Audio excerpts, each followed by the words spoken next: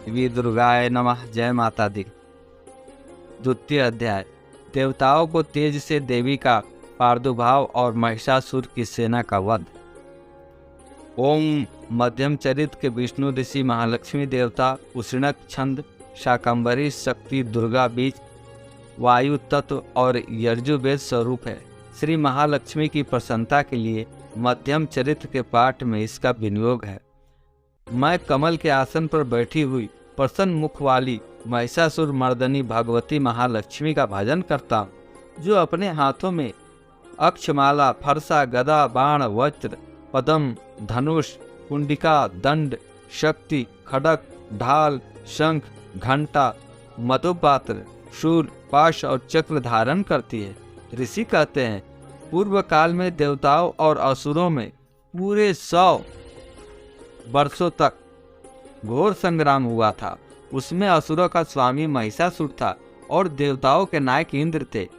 उस युद्ध में देवताओं को सेना महाबली असुरों से परास्त हो गई। संपूर्ण देवताओं को जीतकर महिषासुर इंद्र बन बैठा। तब प्रजापति ब्रह्मा जी को आगे करके उस स्थान पर गए जहां भगवान शंकर और विष्णु भगवान विराजमान थे। देवताओं ने महिषासुर के पराक्रम तथा अपनी पराजय का यथावत वृत्तांत उन दोनों देवेश्वरों से विस्तार पूर्वक कह के सुनाया। वे बोले, भगवान महिषासुर सूर्य इंद्र अग्नि वायु चंद्रमा यम वरुण तथा अन्य देवताओं के भी अधिकार छीनकर स्वयं ही इसका अधिष्ठाता बन बैठा है। उस दुरात्मा महिष ने समस्त देवताओं को स्वर्ग से निकाल दिया है। अब वे मनुष्यों के भांति पृथ्वी पर विचरते हैं। दैत्यों की यह सारी करतूत हमने आप लोगों से कह सुनाई। अब हम आपकी ही शरण में आए हैं, उसके वध का कोई उपाय सोचिए। इस प्रकार देवताओं के वचन सुनकर भगवान विष्णु और शिव ने दैत्यों पर बड़ा क्रोध किया। उनकी भौहें तन गई और मुंह टेढ़ा हो गया। तब अत्यंत कोप से भरे हुए चक्रपाणी श्री विष्णु के मुख से एक महान तेज प्रकट हुआ। इसी प्रकार ब्रह्मा शंकर तथा इंद्र आदि अन्य देवताओं के शरीर से भी बड़ा भारी तेज निकला। वह सब मिलकर एक हो गया। महान तेज का वह पुंज ज्वालमय पर्वत से जान पड़ा। देवताओं ने देखा, वहां उसकी ज्वालाएं संपूर्ण दिशाओं में व्याप्त हो रही है। संपूर्ण देवताओं के शरीर से प्रकट हुए उस तेज की कहीं तुलना नहीं की। एकत्रित होने पर वह एक नारी के रूप में परिणित हो गया और अपने प्रकाश से तीनों लोकों में व्यापक जान पड़ा। भगवान शंकर का जो तेज था, उससे उस देवी का मुख प्रकट हुआ। यमराज के तेज से उसके सिर में बाल निकल आए। श्री विष्णु भगवान के तेज से उसकी भुजाएं उत्पन्न हुई। चंद्रमा के तेज से दोनों स्तनों का और इंद्र के तेज से मध्य भाग कटि प्रदेश का प्रादुर्भाव हुआ। वरुण के तेज से जंगा पिंडली तथा पृथ्वी के तेज से नितंब भाग प्रकट हुआ। ब्रह्मा के तेज से दोनों चरण और सूर्य के तेज से उसकी उंगलियां हुई। वसु को तेज से हाथों के अंगुलियां और कुबेर के तेज से नासिका प्रकट हुई। उस देवी के दांत प्रजापति के तेज से और तीनों नेत्र अग्नि के तेज से प्रकट हुए थे। उनकी भुएं संध्या के और कान वायु के तेज से उत्पन्न हुए थे। इसी प्रकार अन्य देवताओं को तेज से भी उस कल्याणमयी देवी का आविर्भाव हुआ। तदंतर समस्त देवताओं के तेज पुंज से प्रकट हुई देवी को देखकर महिषासुर के सताए हुए देवता बहुत प्रसन्न हुए। पिनाकधारी भगवान शंकर ने अपने शूल से एक शूल निकालकर उन्हें दिया और फिर भगवान विष्णु ने अपने चक्र से चक्र उत्पन्न करके भगवती को अर्पण किया। वरुण ने भी शंख भेंट किया। अग्नि ने उन्हें शक्ति दी। वायु ने धनुष तथा बाण से भरे हुए 2 तरकस प्रदान किए। सहस्त्र नेत्रों वाले देवराज इंद्र ने अपने वज्र से वज्र उत्पन्न करके दिया और ऐरावत हाथी से उतरकर एक घंटा भी प्रदान किया। यमराज ने काल दंड से दंड, वरुण ने पाश, प्रजापति ने स्फटिक की माला और ब्रह्मा जी ने कमंडलू भेंट किया। सूर्य ने देवी के समस्त रोमकूप में अपनी किरणों का तेज भर दिया। काल ने उन्हें चमकती हुई ढाल और तलवार दी। क्षीर समुद्र ने उज्जवल हार तथा कभी जीर्ण न होने वाले 2 दिव्य वस्त्र भेंट किए। साथ ही उन्होंने दिव्य चूड़ामणि, 2 कुंडल, कड़े, उज्जवल अत्र चंद्र सब बाहुओं के लिए कयूर, दोनों चरणों के लिए निर्मल नूपुर, गले की सुंदर हंसली और सब अंगुलियों में पहनने के लिए रत्नों की बनी अंगूठियां भी दी। विश्वकर्मा ने उन्हें अत्यंत निर्मल फरसा भेंट किया, साथ ही अनेक प्रकार के अस्त्र और अभेद कवच दिए। इनके सिवा मस्तक और वक्ष स्थल पर धारण करने के लिए कवि ने कुम्हलाने वाले कमलों की मालाएं दी। जल्दी ने उन्हें सुंदर कमल का फूल भेंट किया। हिमालय ने सवारी के लिए सिंह तथा भांति भांति के रत्न समर्पित किए। धनाध्यक्ष कुबेर ने मधु से भरा पान पात्र दिया और संपूर्ण नागों के राजा शेष ने, जो इस पृथ्वी को धारण करते, उन्हें बहुमूल्य मणियों से विभूषित नागहार भेंट दिया। इसी प्रकार अन्य देवताओं ने भी आभूषण और अस्त्र शस्त्र देकर देवी का सम्मान किया। तत्पश्चात उन्होंने बारंबार अट्टहास पूर्वक उच्च स्वर से गर्जना की।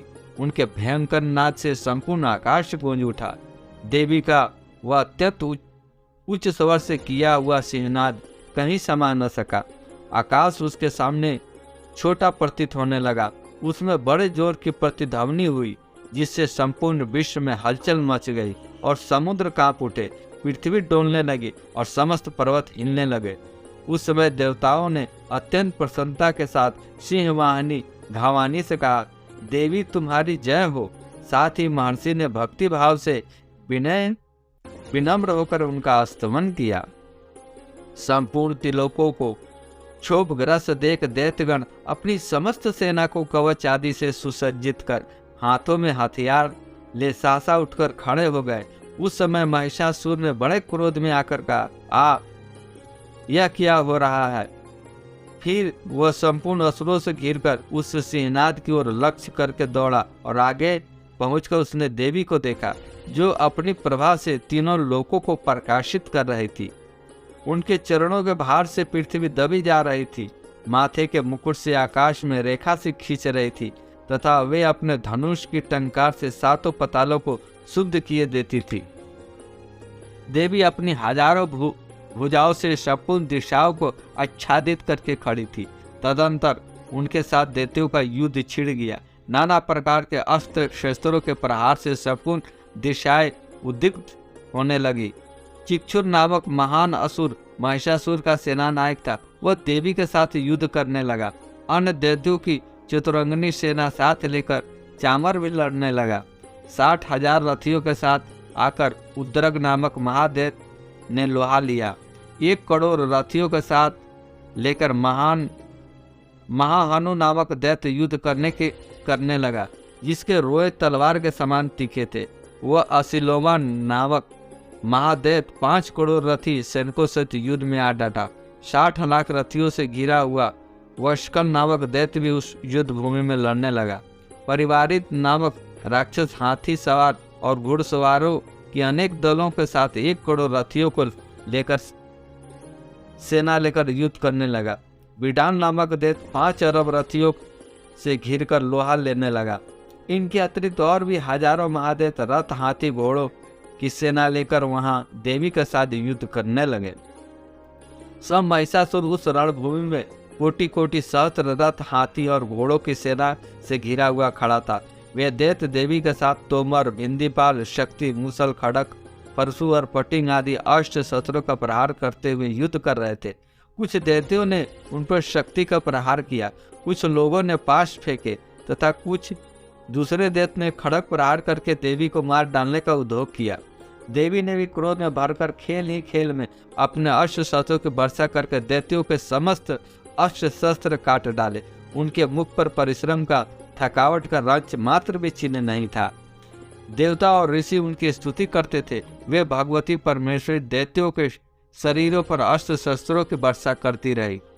देवी का वाहन श्री भी क्रोध में भरकर गर्दन के बालों को हिलाता हुआ असुरों को सेना में इस प्रकार विचरने लगा, मानो वनों में दावानल फैल रहा हो। रणभूमि में दैत्यों के साथ युद्ध करते हुए अंबिका देवी ने जितने निश्वास छोड़े थे, वे सभी तत्काल सैकड़ों हजारों गणों के रूप में प्रकट हो गए।